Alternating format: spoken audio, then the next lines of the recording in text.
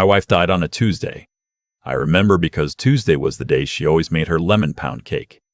Every week for 41 years, Tuesday meant the smell of butter and citrus filling the house by 10 in the morning. The week she died, I stood in the kitchen on Wednesday and realized I had no idea what day it was anymore. The days had stopped meaning anything. Her name was Diane. She was 67 years old, and she had the kind of laugh that made strangers turn around in restaurants. We met at a hardware store in Portland, Oregon in 1983. I was reaching for the same box of finishing nails she was reaching for. She got to it first and said, without even looking at me, "You look like you'd settle for the wrong size anyway." I married her 14 months later. We had 41 years. I know some people have more, but I also know that what we had in those 41 years was something most people spend their whole lives looking for and never find. We were partners, not just married. Partners, not just married. She ran the books for my small landscaping business for the first 15 years until I sold it. I cooked dinner every Sunday because she hated cooking on Sundays. She picked every piece of furniture we ever owned because I had, in her words, the aesthetic sensibility of a county courthouse. She was right. I never argued. We had one child, a son, my son Daniel. And Daniel is a good man. I want to be clear about that before I tell you what happened, because this story isn't about a bad son. It's about a good man who married the wrong woman and didn't know it for a long time, and maybe still doesn't know it fully even now. His wife's name is Renee. I'll get to Renee. Diane was diagnosed with ovarian cancer in the spring of 2021. By the time they found it, it had already moved. She did 2 rounds of treatment and decided, quietly and without drama, that she was finished. Not giving up, finished. She knew the difference, and she explained it to me one evening on the back porch with a glass of iced tea in her hand and the Oregon sunset doing something ridiculous and orange behind the tree line. "I'm not scared," she said. "I just don't want to spend whatever time I have left being sick in a hospital." I didn't argue. I held her hand. That's all there was to do. She lived another 11 months after that conversation. Good months, mostly. We drove down the coast in September. We spent Christmas in Bend with my son and his family. She read 4 novels in January and argued with me about every one of them. She was sharp and funny right up until the last 3 weeks, when things got quiet in a way I'd never heard before. She died on the Tuesday in February. Peaceful. Home, my hand in hers. The funeral was on a Friday. It was cold, the way Oregon Februaries always are. That particular kind of gray that isn't dramatic, just relentless. About 60 people came. Her sister drove up from Sacramento. My brother flew in from Tampa. Daniel was there, of course. Renee stood next to him in a black coat I'd never seen before, her face arranged in the right expression, her hand on my son's arm at the right moments. I'm not saying that to be uncharitable. I'm saying it because it's accurate. Renee has always known what the right expression is, what the right moment is. She's very good at the mechanics of situations. She just doesn't always feel them. My son cried at the graveside. Real tears, no mechanics to it. He loved his mother genuinely. I held on to that. The following Thursday, 6 days after the funeral, my son called and asked if he could come by. He said Renee wanted to come too. He said they had some things they wanted to talk about. Practical things, nothing to worry about, just making sure I was okay and thinking about next steps. I said, of course. I made coffee. I set out some of the pound cake Diane's sister had left in my freezer, already baked, because Diane had thought ahead about that kind of thing. She was always thinking ahead. They arrived at 11. Renee had a folder. Not a thin folder. A folder with tabs. I want to tell you something about our house. Diane and I bought it in 1997 for $212,000. It's a 4-bedroom Craftsman in southeast Portland, about 3 blocks from a park where I've walked the same loop every morning for 20 years. The neighborhood changed around us. Got expensive, got young, got full of coffee shops with no chairs. But the house stayed the same. We paid it off in 2009. By the time Diane died, a house like ours on our street was selling for somewhere between $800,000 and $1 million, depending on the week and who was doing the selling. I knew this. Diane knew this. Renee definitely knew this. She opened the folder and slid some papers toward me across the kitchen table like she was presenting a business proposal, which, I understand now, she was. "We've been doing some research," she said, "and we think this might be a good time to think about the house." I looked at Daniel. He was looking at his coffee. "What about the house?" I said. "Well, the market is strong right now," Renee said, "and the house it's a lot for one person. Maintenance, the yard, the stairs. We just want to make sure you set up for what comes next." "What comes next?" I repeated. "There are some really beautiful communities," she said, and she pulled a brochure from the folder. Then another one. Then a third. "Active adult communities. 55 plus. Some of them are really lovely. There's one in Tigard that has a pool and Renee." I said her name once, the way Diane used to say my name when she wanted me to stop doing something. Just the name. No other words needed. She stopped. I closed the folder and slid it back across the table. Slowly, I looked at my son, and I waited until he looked at me. "Daniel," I said, "your mother has been gone for 6 days." He had the decency to look ashamed. He said, "Dad, we're just trying to—" "I know what you're trying to do," I said. "And I need you to understand something. I am 68 years old. I own this house. I am in good health. I drive myself to my own doctor's appointments. I shovel my own walkway. I cook my own meals. And I have more friends in this neighborhood than I've had at any point in my adult life. I am not going anywhere." Renee started to say something about financial planning, about the equity, about how it made sense to liquidate while the market— "This conversation is over," I said. I said it the way you say something when it's actually over. Not angry, just done. She put the brochures back in the folder. They left 40 minutes later. Daniel hugged me at the door, long and tight, the way he used to when he was small. I held on. I loved my son. I was furious at his wife and confused about what he'd agreed to. But I loved my son. I was furious at his wife and confused about what he'd agreed to. But I loved my son. I sat on the porch and watched their car pull away. Then I went inside and sat down at the kitchen table, in the same chair I'd sat in for 27 years, and I put my head in my hands, and I let myself feel the full weight of it, not just the visit. All of it. The empty chair across from me. The absence that didn't get smaller, only more familiar.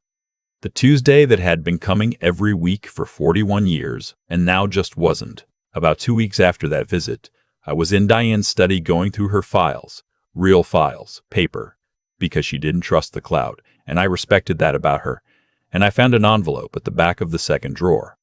My name was written on the front in her handwriting. Below my name, in smaller letters, she'd written, "Not for emergencies, for when you're ready."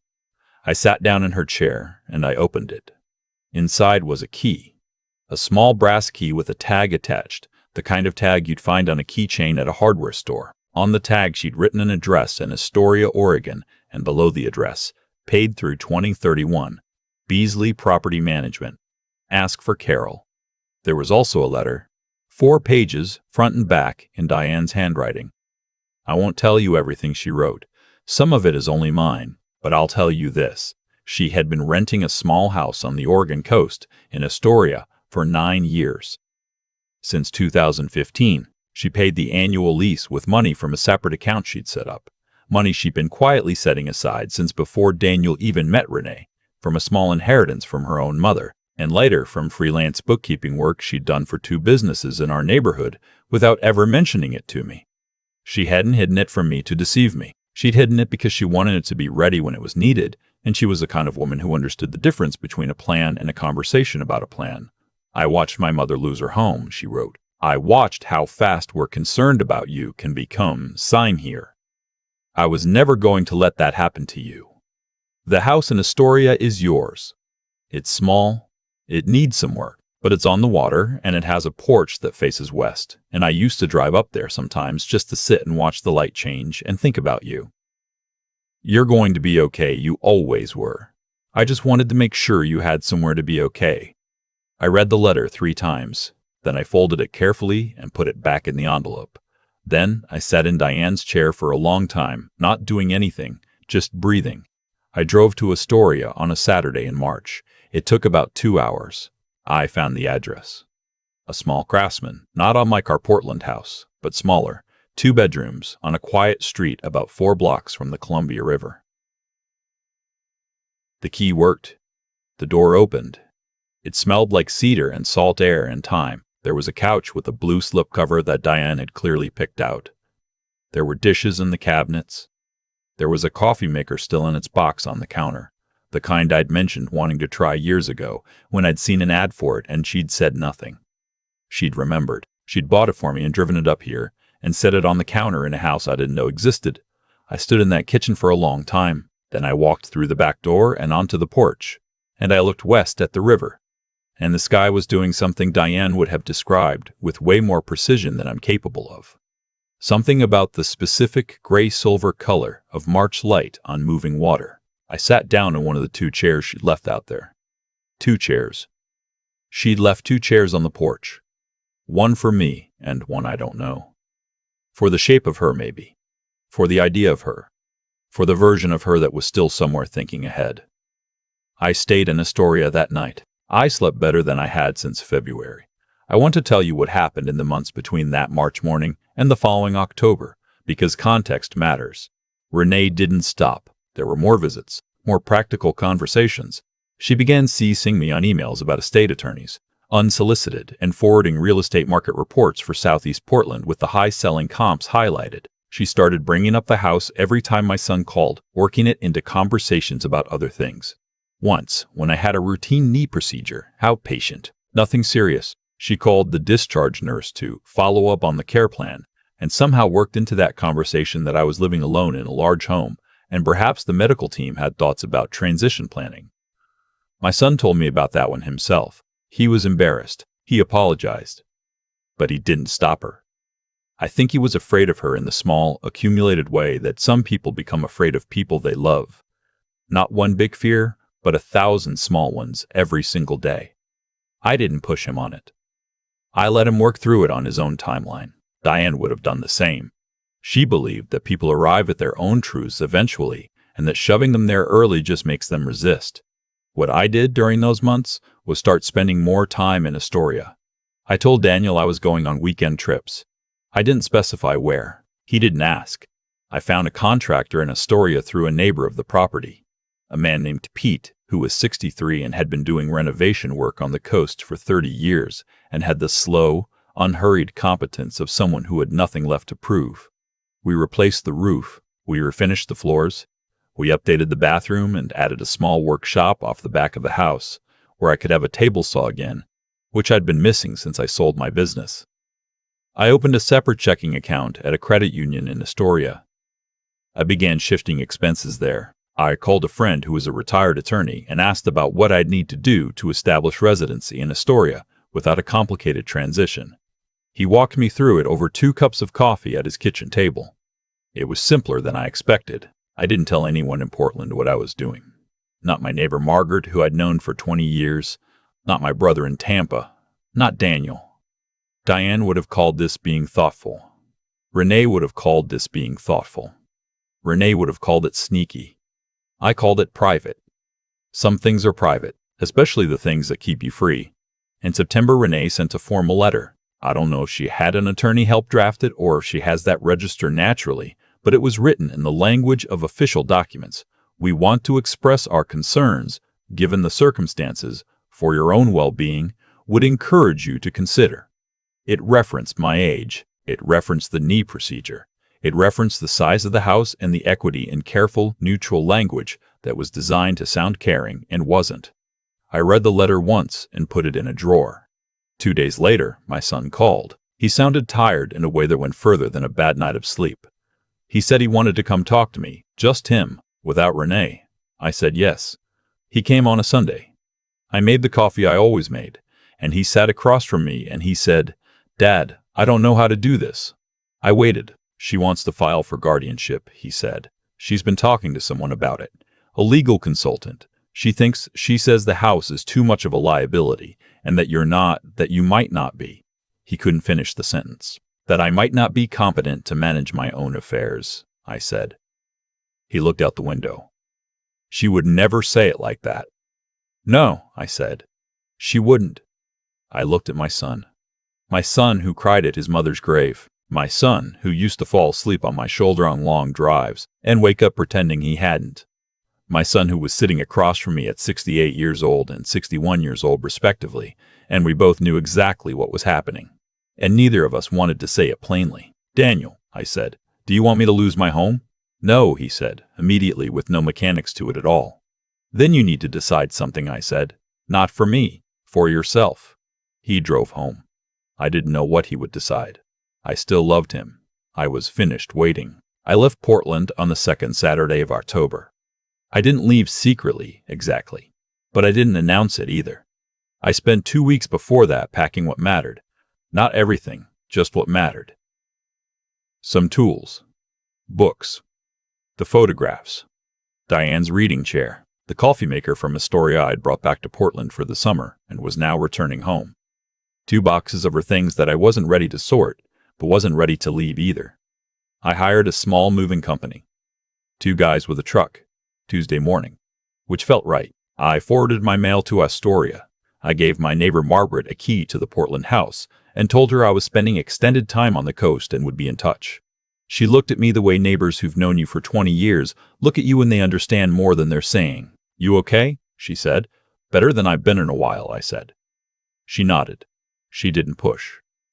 I drove to Astoria with my dog, a 12-year-old beagle named Ford, riding in the passenger seat the way he always did, facing slightly forward, like he was navigating. Diane had named him Ford because she said he was sturdy and American and occasionally leaked oil. I thought about her the whole 2 hours. I thought about the 41 years and the lemon pound cake and the letter in her handwriting and the 2 chairs on the porch. I got to the house in the early afternoon. I unloaded what I needed for the first night. Then I made coffee in the kitchen. The right coffee maker finally in the right house, and I took both cups out to the porch, even though there was only one of me, and I sat down and looked at the river. The light was doing something specific in silver. She would have had the right word for it. 3 days later, my son called. He said he and Renee had come by the house. He said the neighbor, Margaret, had told them I'd moved to the coast. He was quiet for a moment on the phone, the kind of quiet that means someone is working out what to feel. "You didn't tell me," he said. "No," I said. "Dad." He stopped, started again. "Are you okay?" "I'm sitting on a porch facing the Columbia River with a cup of good coffee and your mother's reading chair, 12 feet behind me," I said. "I'm better than okay." Another silence. Then he said, "Is that Mom? Did she—" "Yes," I said. "She set it up 9 years ago." He didn't say anything for a long time. I could hear him breathing. I waited. "She never told me," he finally said, and there was something in his voice that wasn't accusation. More like wonder, the way you feel when you realize someone loved you more carefully than you knew. "She was protecting me," I said. "She knew what she was doing." He said, "I'm sorry, Dad, for the last few months. I should have." "You're working through it," I said. "Take the time you need." "Can I come see you?" he said. "Just me. I want to see where you are." "Come whenever you want," I said. "I'll put on coffee. There's room." He came the following weekend. He drove up on a Saturday morning, and we walked down to the river, and we didn't talk about Renee or the house or any of it. Not that day. We talked about his mother. We talked about the summers we spent on the Oregon coast when he was 10, 12, 15. We talked about the hardware store in 1983 and the finishing nails and the look on her face. He laughed at a story he'd heard 40 times and meant it. Before he left, he stood at the door and said, "She was something else, wasn't she?" She was something else, wasn't she?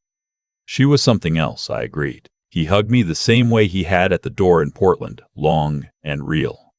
I held on. I've been in Astoria for 7 months now. Ford has decided that the porch is his and manages it accordingly. Pete, the contractor, finished the workshop in December, and I've built 3 things in it so far that I'm proud of, and 1 that I'm not, which is a reasonable ratio. I have a doctor here. I have a library card. I have a diner on Commercial Street, where they know how I take my coffee, which is one of the small dignities of life that I had forgotten I missed. The Portland house is still mine. I'm renting it month to month to a young couple, architects, both of them, very quiet. They sent me a Christmas card. I haven't decided what to do with it long term. I don't have to decide. That's the thing about having options that belong only to you. You get to take your time. Daniel calls every week. He and Renee are in couples counseling, which he told me about in the flat, careful tone of someone reporting a fact they're still figuring out how to feel about. I told him I thought that was a good idea. I meant it. I hope it helps him. I hope it helps her too, honestly. Not for my sake, but because I think people who live their lives in folders with tabs aren't usually as fine as they appear to be. I don't say that with satisfaction. Diane taught me a long time ago that there's not much worth in other people's suffering. What matters is that you're standing somewhere solid when the dust settles. I am standing somewhere solid. Every Tuesday I try to bake something. I'm not as good at it as she was. The pound cake comes out slightly too dense and slightly too brown on the bottom, and it tastes something like hers and not exactly like hers. And I eat it slowly on the porch looking west, and I think about finishing nails and hardware stores and what it means to be chosen by someone who could have chosen anyone. The river doesn't care what day it is. It just keeps moving, the way it always has, silver and unhurried in the morning light. That's enough. That's more than enough. I am exactly where she planned for me to be. I've had a lot of time to think about how all of this unfolded. Not obsessively. I'm not built that way. And Diane spent 41 years gently discouraging me from turning things over too many times. But sitting on this porch with the river moving the way it does, you think. You can't help it. What I keep coming back to is this. The way things ended for Renee wasn't something that happened to her suddenly. It was something she built, slowly, over years of small choices. Every folder she assembled, every brochure she slid across my kitchen table, every phone call she made to people who had no business being called. She wasn't unlucky. She was consistent, and consistency always lands somewhere eventually. That's not judgment. That's just how it works. The things we do accumulate. They accrete, like layers of sediment, and over time, they form the shape of who we are and what we get. Renee was relentless in her pursuit of something that wasn't hers, and the only thing she got in the end was a son who was sitting in a counselor's office once a week trying to figure out who he is outside of her orbit. That's a steep price for a house you never owned. Daniel is the part of this I think about most carefully, because my son didn't choose this. Not fully, not consciously. He drifted into it the way people drift into things when they stop paying close attention to their own lives. He let someone else's certainty substitute for his own, and that's an easy thing to do, especially when you're tired and you love the person and it's just simpler to agree. I understand it. I was never angry at him for it, but I watched what it cost him, and I want to be honest about that. The people who love us can still lead us somewhere we shouldn't go if we stop asking ourselves where we actually want to be. The thing Diane understood, that I am still learning from even now, even after all these years, is the difference between preparation and worry. She didn't set up that house in Astoria because she was afraid. She did it because she was paying attention. She saw something coming long before I did, and she decided, quietly, on her own, to do something useful about it. That's not anxiety. That's intelligence applied in the direction of love. I think about that when I'm in the workshop now, when I'm measuring twice before I cut, which she always said was a habit that applied to more than lumber. The wisdom isn't in the dramatic gesture.